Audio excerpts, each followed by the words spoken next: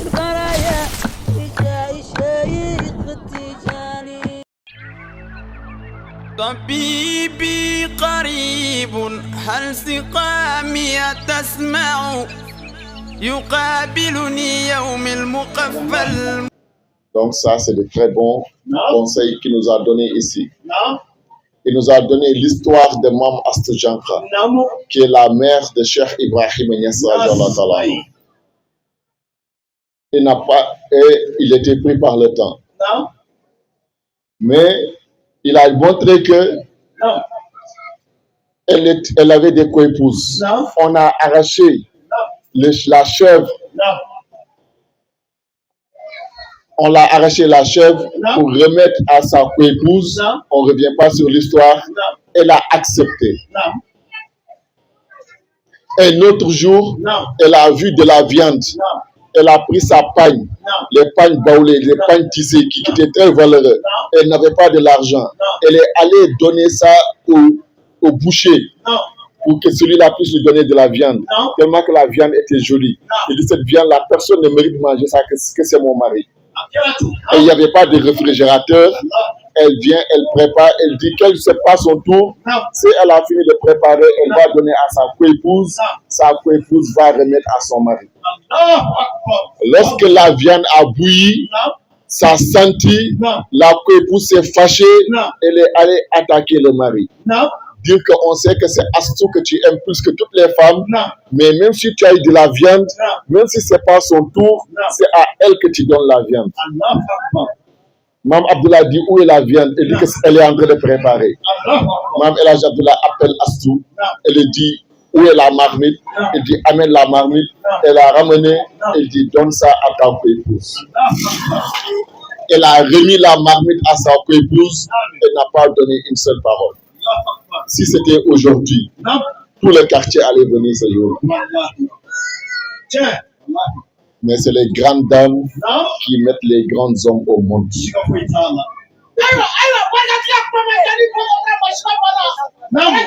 Elle a eu la patience, la tolérance et la soumission. C'est pour ça, lorsque cette dernière, elle a préparé, elle a continué, elle a servi son mari, elle a appelé ses propres enfants, elle dit ses enfants, venez manger. C'est vous qui êtes bénis. C'est les mamans des autres qui préparent et c'est vous qui mangez. La mère de Baye n'a rien dit. Même un mot, elle n'a pas avancé. Et un jour, un maoulid, les Mohamed El-Mishri, les Chehani, les Djedjouba, ils ont envoyé des centaines de chameaux à Baye Niass, des moutons, des cabris. Dans le maoulid, ils ont égorgé jusqu'à ça reste un grand troupeau de chameaux et de bœufs. C'est resté, c'est pas fini. Baye Niass a dit, si ma mère avait vu ça là, elle va savoir toute la viande qu'on l'avait privée, toute la viande qu'on l'avait arrachée. Dieu a payé ça aujourd'hui. Vous avez vu Baye Niass avec sa martaba, là où il est arrivé, d'autres vont penser que c'est son chapelet qu'il a tiré, qu'il va dire, que c'est l'Ismaïl Azam, qu'il va dire qu'il a envoyé tout ce qu'il a eu. Mais il s'est rappelé de sa maman. Et c'est par la baraque et la soumission de sa maman qu'il a eu sa vie chez Ibrahim. Et donc, ça c'est de très bons exemples. Il a donné l'histoire de Mam Diara Bousso, la mère de Serigne Touba. Celle-là aussi, avec l'histoire qu'il a expliquée, elle a attendu l'autorisation de son mari pour quitter sous la pluie. Elle a dormi sous la pluie et sous la tempête, attendant l'autorisation de son mari. C'est pour ça, aujourd'hui au Sénégal, chaque année au Sénégal, il y a 2 Tabaski, il y a 2 Korité. Pourquoi? Les Mourides, même s'ils ont vu la lune, et que le calife général n'a pas dit qu'on a vu la lune, demain c'est la fête, personne ne fête. Et tous, ils attendent l'ordre du calife. Pourquoi cet ordre-là est venu de l'ordre de la mère de Cheikh Ahmadou Bamba qu'il attendait auprès de son mari. C'est les femmes qui font les grands hommes. Il a parlé de El Hadji Omar Foutiyou Tall. Lorsque El Hadji Omar Foutiyou Tall est parti à Misra, il a dominé les Arabes dans la connaissance sur tous les domaines. Ils l'ont dit, qui t'a enseigné? Il dit, c'est mon père qui m'a enseigné. Ils l'ont dit, donc c'est que comme ton père n'existe pas là-bas, ton père est au-dessus de tout le monde. Il dit, ceux qui dépassent mon père sont nombreux là-bas. Mais comme ma mère, je ne l'ai pas laissée au Sénégal et je ne l'ai pas trouvée ici chez vous. C'est à cause de sa mère. Lui, il a vu, c'est sa mère qui l'a donné ce qu'il a. El Hadji Omar Foutiyou Tall. Au Sénégal, on parle des Layènes. À Yoff, ce qu'on appelle Hadji Boudayallah. Seydi Imamullahi Radiallahu Ta'ala. Lui, lorsqu'il a appelé un Dieu, on l'a fait sortir de chez lui. On l'a dit que tu ne vas pas habiter chez nous. Là-bas, ils étaient avec les lébous, ce sont des bozos. Mais ces bozos là-bas, ils sont comme les sénifaux. Dans chaque maison, il y a les canaris à côté, il y a là où on égorge les poulets à côté, il y a là où on verse le lait caillé à côté. Et il les a dit, on va adorer Dieu, on va enlever tout ça, c'est du shirk, on va plus adorer les fétiches, on lui dit que tu vas sortir chez nous ici. Les sénifaux avec le coulichoro là, c'est pour ça que tu vois ici les sénifaux aujourd'hui, ils vont à la mosquée, mais en bas de l'île là, il y a un canari là-bas. Quand il dit Allah, quand ça chauffe, il laisse Allah, il tire le canari là, il dit coulichoro. Donc, lui c'est ça, il avait dit que il ne doit pas accepter ça. On l'a dit donc tu vas quitter notre ville là, tu vas quitter. Et il ne reste, et là où ils sont, c'est avec la mer, c'est l'océan.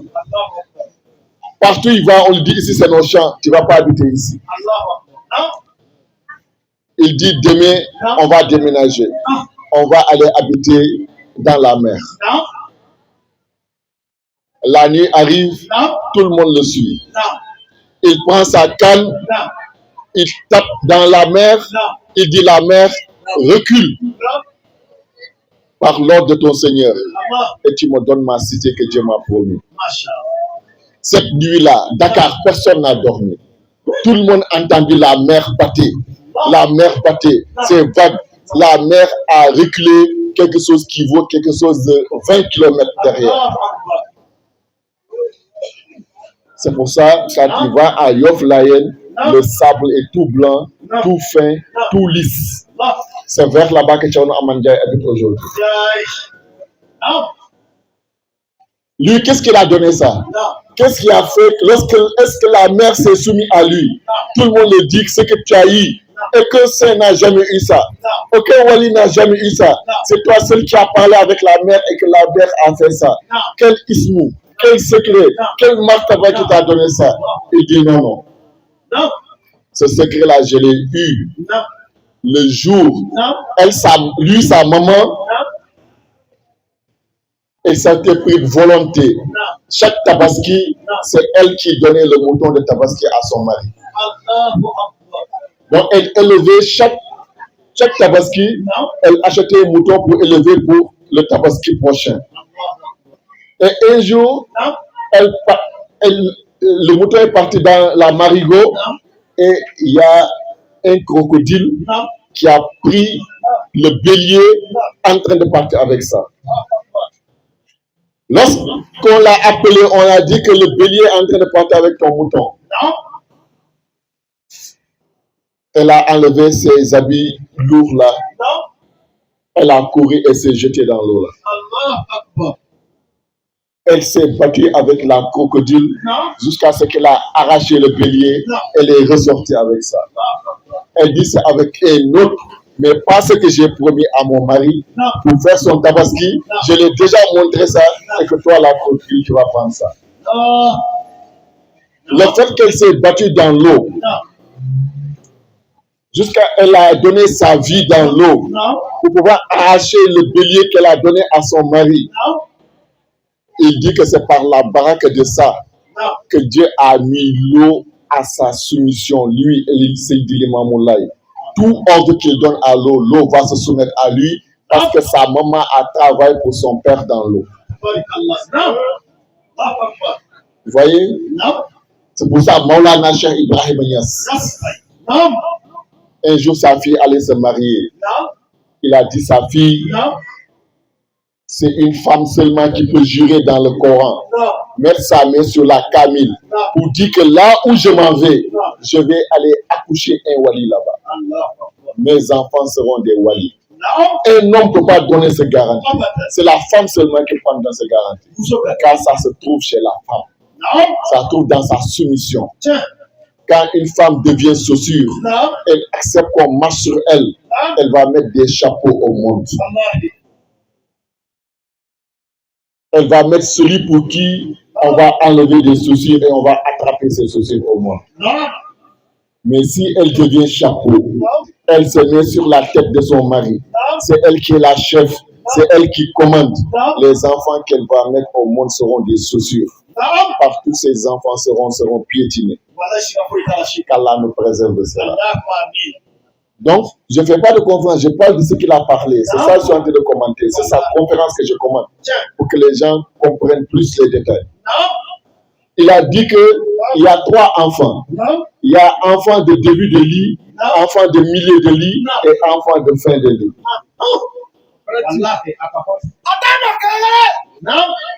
L'enfant de fin de lit, celui que tu sais qu'on va aller la trouver là-bas, cet enfant-là, tout ce qu'elle cherche dans la vie, elle va gagner ça avec beaucoup de difficultés.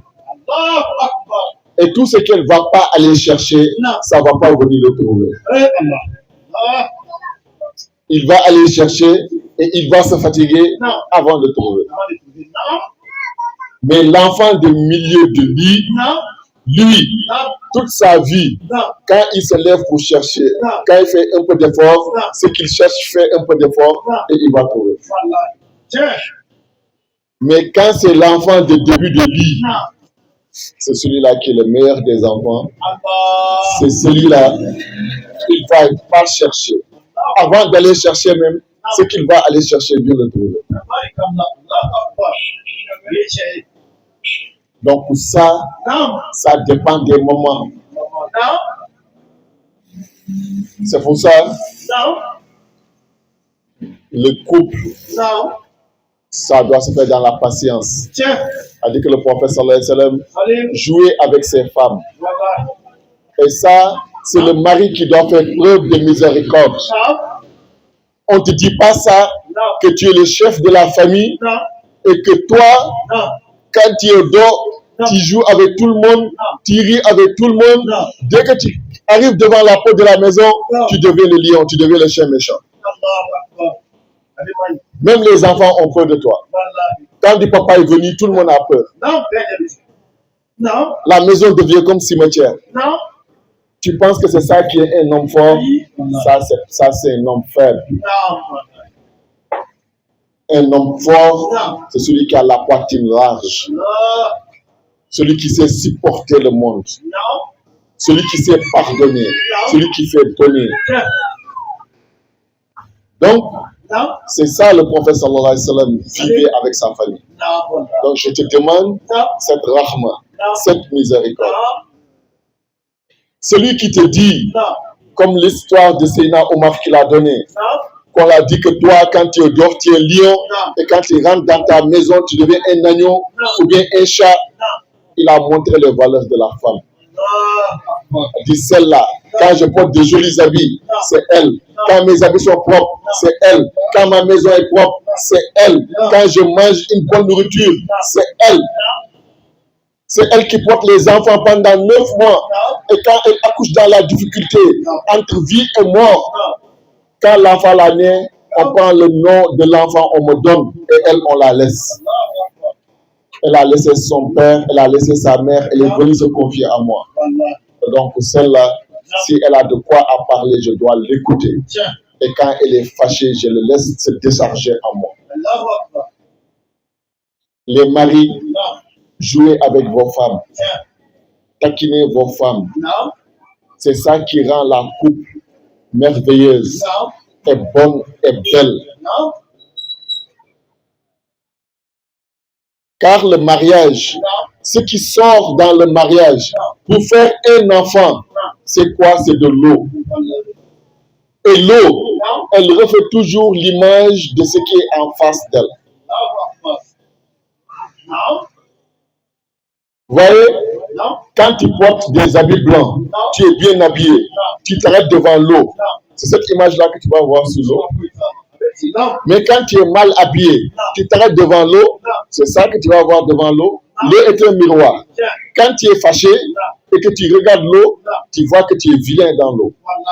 Mais quand tu es content, tu souris, tu t'arrêtes devant l'eau, tu te regardes, tu vois que tu es beau devant l'eau. Beaucoup d'enfants, quand ils naissent, tu n'as même pas envie de les regarder. Quand tu les regardes, même tu es fâché. C'est pas eux qui ont fait, hein? C'est papa et maman.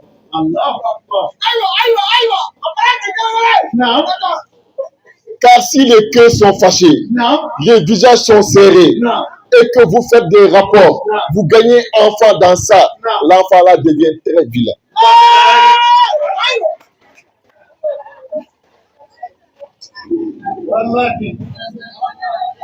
Et tu parles à la femme, elle ne t'écoute pas, elle ne te répond pas. Quand tu dis fais ça, elle fait autre. Ce jour-là, vous faites des rapports. C'est la même. Si vous faites enfant, on dit l'enfant là est très touchy. Tout ce qu'on dit ne fait pas, c'est ça il fait. Quand il dit, il ne t'écoute pas, c'est là-bas.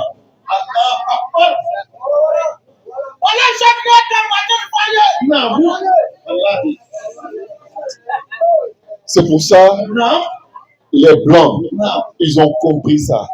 Mais ça, nous les musulmans, sinon on a enseigné ça plus. Voyez les Blancs, après le mariage, là où la femme doit procréer, ils créent lune de miel. Ouais, lune de miel, ils sont en train de préparer leur enfant. Lune de miel qu'ils vont aller faire, ils vont aller visiter les fleurs, le beau paysage, hein? Ils sont dans la paix, hein? Ils sont dans la joie. Hein? Quand ils font ça, quand l'enfant vient, l'enfant devient beau, belle, joli et très intelligent.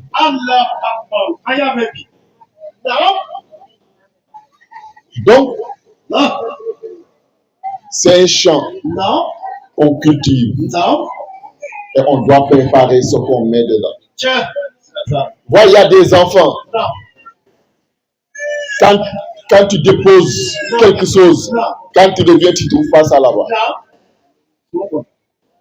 Quand ils vont à l'école, même s'ils sont voisins de leurs camarades, bic ne reste pas. Chaque fois ton enfant va dire que moi mon bic est perdu aujourd'hui.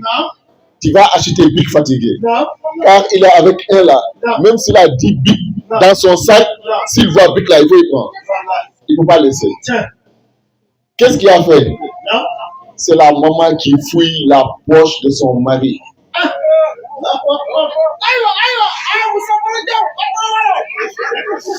Quand il sort, il dit attends, je vais aller. Quand je lui demande là, il me donne pardon. Attends, je vais fouiller, je vais prendre avant. Tu es en train de sacrifier ton enfant. Tu vas aller dire quand mon côté, aide-moi, mon enfant est comme ça, je ne peux pas, j'ai fait. Quand mon côté va prier fatigué. Mais le fondement, c'est la base, c'est l'origine. Donc, faisons attention à ces genres de choses.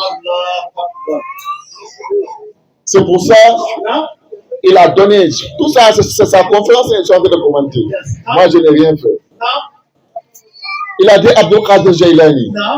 On l'a envoyé des enfants. 15 ans, 14 ans, jusqu'à celui qui est né. Il dit que c'est pas ça d'abord. Elle ne veut pas. Qu'est-ce qu'il veut dire? Les saints d'Allah a dit marie ta femme avant sa naissance.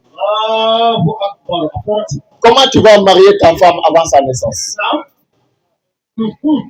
C'est les parents de la femme d'abord. tu regardes avant de marier la femme. Parce que la femme sera à l'image de ses parents. C'est pour ça qu'on félicite Issa Traoré. Machallah. Il a très bien choisi. Je sais qu'il n'a pas regardé que les belles seulement, il a pris. Mais si que elle est cissée. Elle est cissée. Tout le monde connaît qui sont les cissés en Afrique. Quand on dit cissé, on dit Almami. Quand on dit cissé, on dit Moualim. Chez les Hausa, toute personne qu'on dit cissé, c'est parce qu'il a de la sagesse, il a de la connaissance.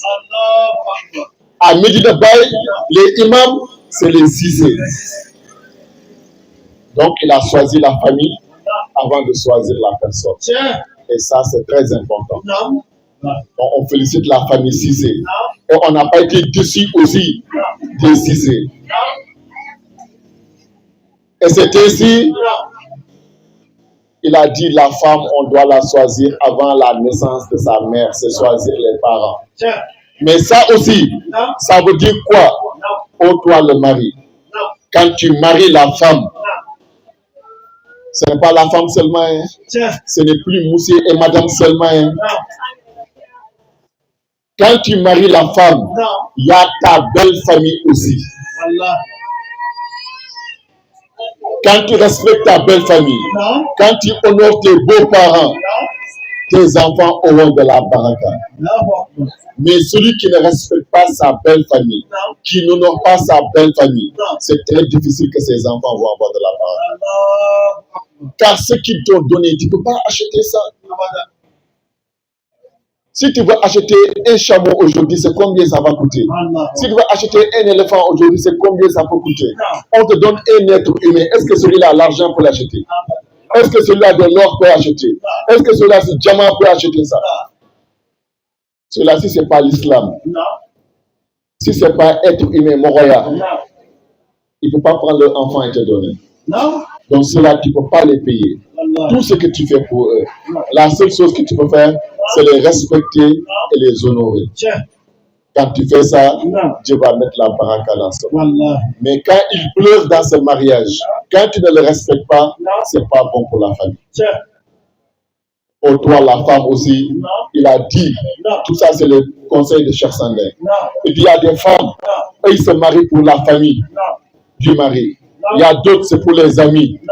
Il y a d'autres, c'est pour le mari seulement. Il s'en fout des autres. Tout ça, c'est pas bon. Donc, la femme, une fois que tu es en mariage, tu dois calculer ta belle famille, ta belle-mère. Tu dois les servir. Tu dois être à leur service. Tu dois rechercher le baraka. De la manière que le mari recherche la baraka vers tes parents, toi, la femme, tu dois rechercher la baraka envers les maris, envers les parents de ton mari. Nous, chez nous, on dit la femme doit être une aiguille qui tisse. La femme, elle doit venir voir qu'il y a une déchirure dans la famille. Il y a des personnes qui ne se parlent pas dans la famille. Et la femme va faire que ceux-là vont commencer à se parler. La femme doit faire que le mari n'est pas d'accord avec certains de ses cousins, certains de ses parents. La femme parle, dialogue jusqu'à ce qu'elle commence à se rendre visite et à se donner des cadeaux. Ça, c'est la femme qui doit faire ça. La femme, c'est lui qui doit rappeler souvent au mari. Ça fait longtemps, est-ce que tu as aux nouvelles de papa? Est-ce que tu as les nouvelles de maman?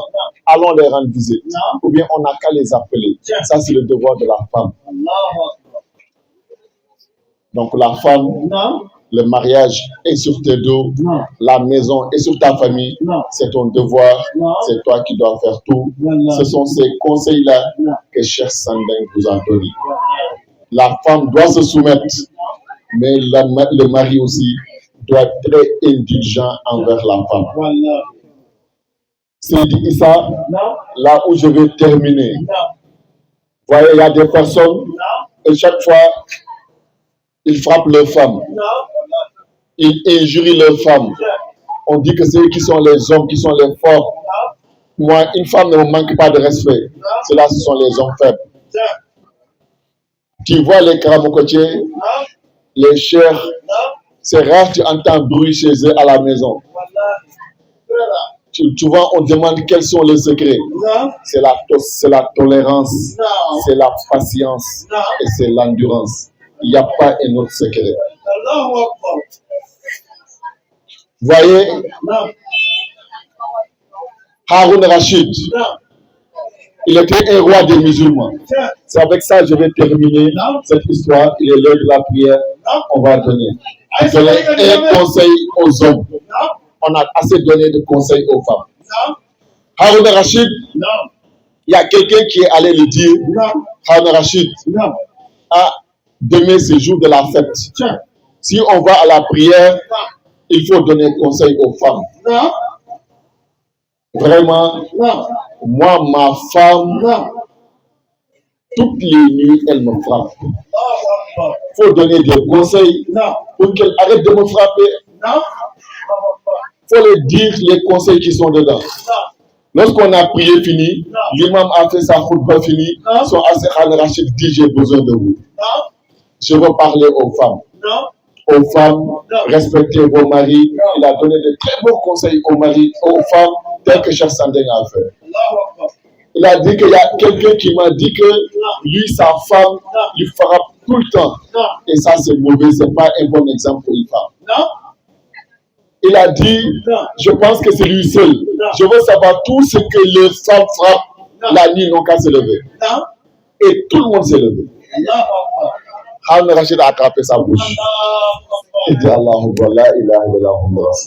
Donc vous tous, vos femmes vous frappent la nuit. Nous tous, nos femmes nous frappent la nuit. Tu as bien fait de parler. Tout le monde s'est levé, sauf Imam. C'est Imam qui est resté en bas.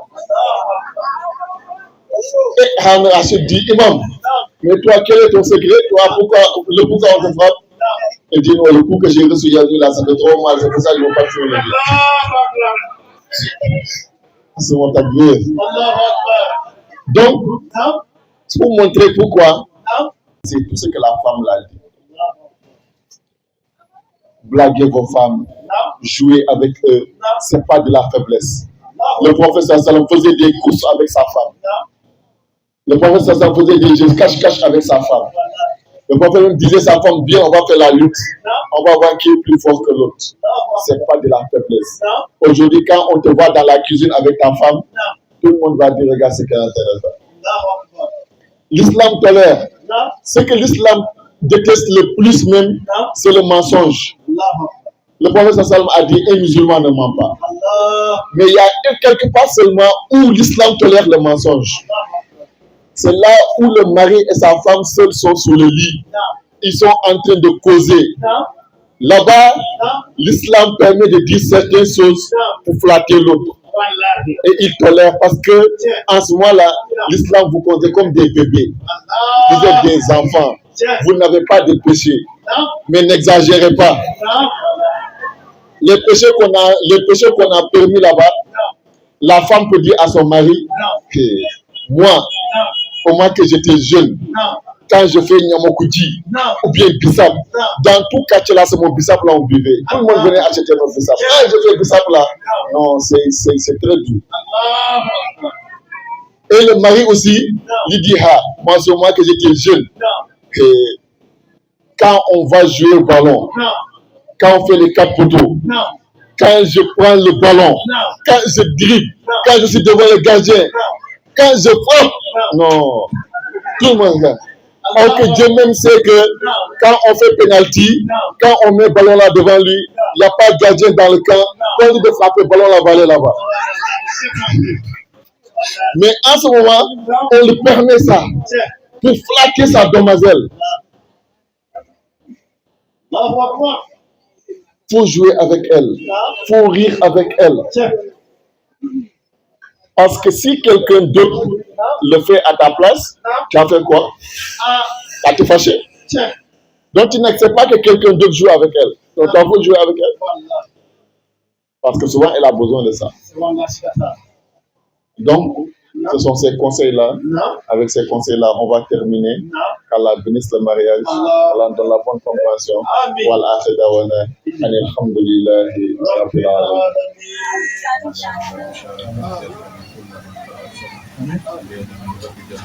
اللهم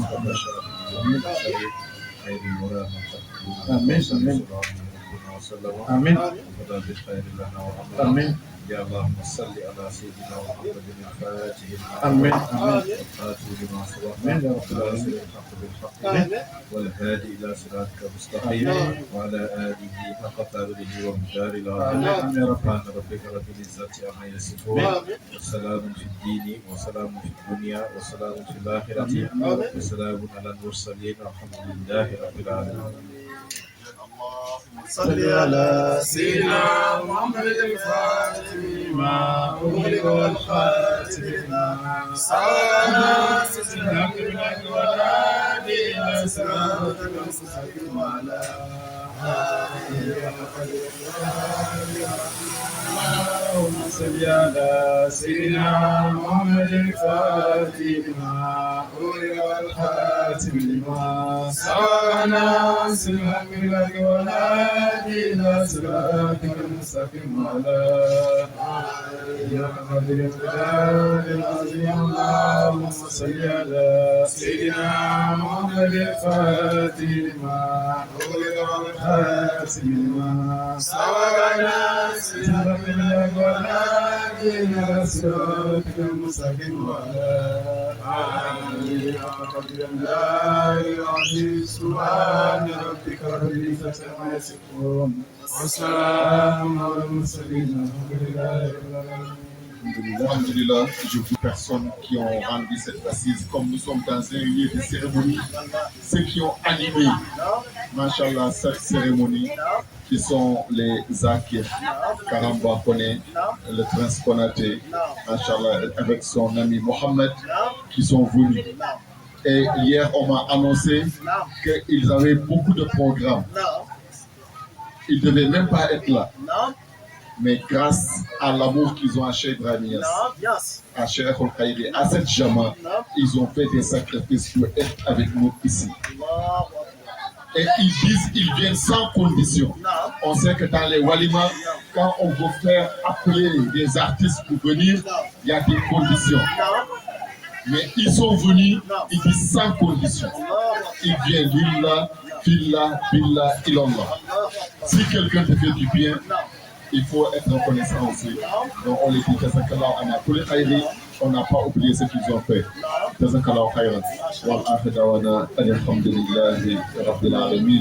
Et on attend aussi notre truc là, notre concert là. Inch'Allah Ta'ala. Qu'Allah facilite. لا إله إلا الله لا إله